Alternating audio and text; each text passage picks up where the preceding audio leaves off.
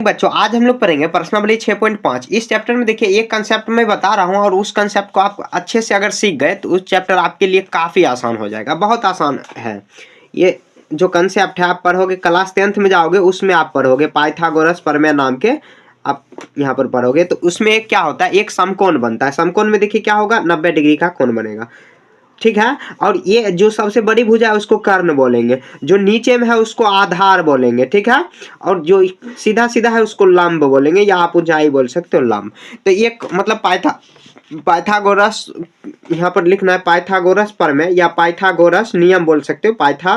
Pythagoras नियम, Pythagoras नियम आपको महत्वपूर्ण है, वो याद रखना है। पाइथागोरस नियम क्या होता है, कर्ण स्क्वायर, कर्ण देखिए सबसे बड़ी भुजा है, कर्ण स्क्वायर बराबर होता है लंब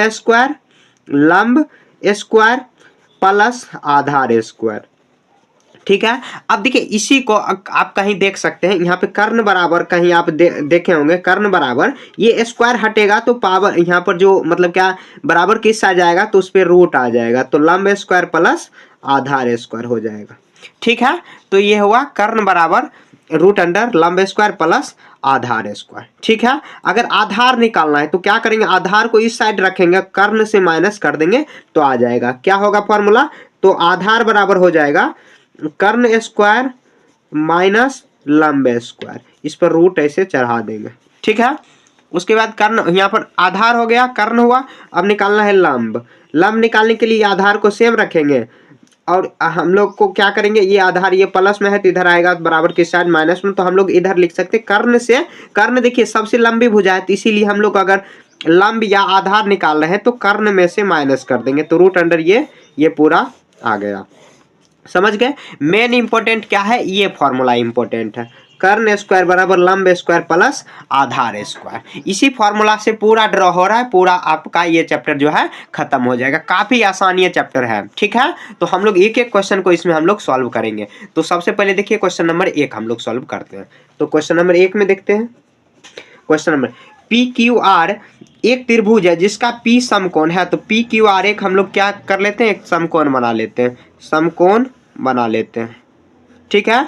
तो यहाँ पर P समकोण बनाना है, मतलब P नीचे में आएगा, तो P यहाँ पर Q और ये R हो जाएगा, ठीक है।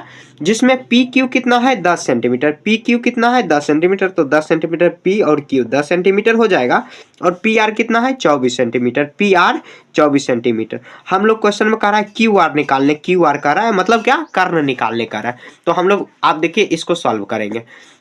तो यहाँ पे देखिए दिया है क्या, तो लिख देंगे दिया है, क्या क्या दिया है वो लिख लेते हैं।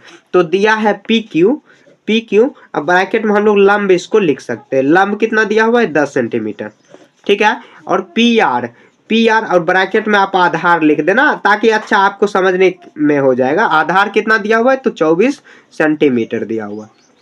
हम लोग को निकालना क्या है, क्यू आर का मतलब क्या, कर्ण, क्योंकि ऊपर वाला क्या होता है कर्ण, यहाँ पर ये सीधा लंब और जो नीचे में रहता है बेस बनता है, ये आधार हो जाएगा। तो कर्ण निकालना है, तो हम लोग क्या फॉर्मूला जानते हैं, कर्ण स्क्वायर बराबर लिख देंगे पाइथागोरस प्रमेय, पाइथागोरस नियम लिख देंगे, पाइथागोरस सब जो टोटल हम लोग ये जो मतलब चैप्टर पढ़ेंगे पाइथागोरस प्रमेय लिख देंगे, या पाइथागोरस नियम लिख देते हैं।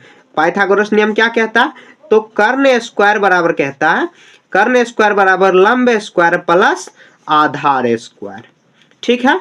हम लोगों को निकालना है सिर्फ कर्ण, तो कर्ण में क्या करेंगे, ये कर्ण यहाँ पर स्क्वायर इधर आएगा तो इस पर रूट चढ़ जाएगा, तो लंब स्क्वायर और प्लस आधार स्क्वायर हो जाएगा, ठीक है। यहाँ तक आपको कोई दिक्कत नहीं है। हम लोगों को कर्ण निकालना है, तो लंब कितना दिया हुआ है, तो लंब दिया हुआ है 10 का स्क्वायर प्लस और 24 का स्क्वायर कर देंगे, ठीक है।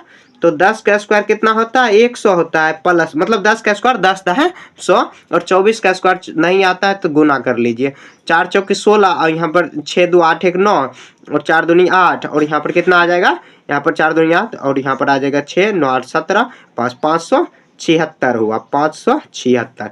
अब दोनों को जोड़ देंगे तो कितना हुआ 676। 676 किसका स्क्वायर होगा, तो 676 आप अगर देखिए यहाँ पर स्क्वायर निकालोगे तो आपका बहुत ज़्यादा समय मतलब व्यर्थ होगा। तो ऐसे आप स्क्वायर निकालने आपको याद होना चाहिए कि ये 26 का स्क्वायर होता है, तो 26 सेंटीमीटर हो जाएगा। अगर आपको नहीं आता है मतलब कैसे हम लोग रूट निकालेंगे, रूट जैसे रूट 16 किसका है तो 4 का है, तो ये निकालने अगर आपको नहीं आता है तो आप बेसिक मैथ के प्ले लिस्ट में जाना, मिस्टर मैथ चैनल पर ही प्ले लिस्ट में जाना, वहाँ पर आपको मिल जाएगा कि वर्गमूल कैसे निकाले। वैसे आप सर्च करना मिस्टर मैथ वर्गमूल कैसे निकाले, वो वीडियो आप देख लीजिएगा, पूरा आपका हो जाएगा। या नहीं तो आप 676 का ऐसे गुणनखंड करके निकाल, वहाँ पर मैं दोनों विधि सिखाया हूँ, भाग विधि और जो गुणनखंड विधि होता है अभाज्य गुणनखंड विधि, दोनों विधि से मैंने यहाँ पर रूट निकालना सीखा है, वर्गमूल निकालना सिखाया है। तो 26 सेंटीमीटर आया, तो लिख देंगे अतः क्यू आर बराबर, अतः क्यू आर बराबर कितना, तो 26 सेंटीमीटर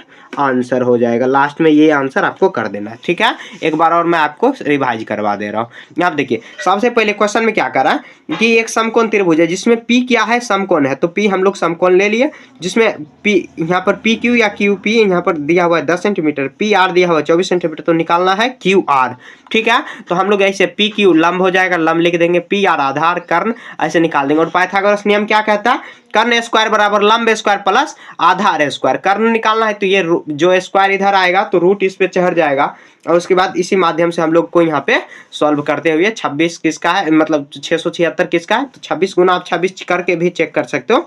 6 6 36, 6 2 12, 12 3 15, यहाँ पे 6 दूनी 12, 12 तो बाकी 1 4 1 5 होगा। यहाँ पे देखिए कितना 6 1 7, यहाँ पे 676 देखिए 26 का है, तो लिख देंगे अतः क्यू आर बराबर कितना, तो 26 सेंटीमीटर आंसर हो जाएगा, ठीक है। तो इस तरह आपको ये क्वेश्चन नंबर 1 सॉल्व करना है। ये जो चैप्टर है ना बहुत आसान है, आप क्लास 10th में जाओगे तो उसमें भी ये बहुत ज़्यादा आपका काम के होगा, ठीक है। तो ये पूरा आपको बना लेना है।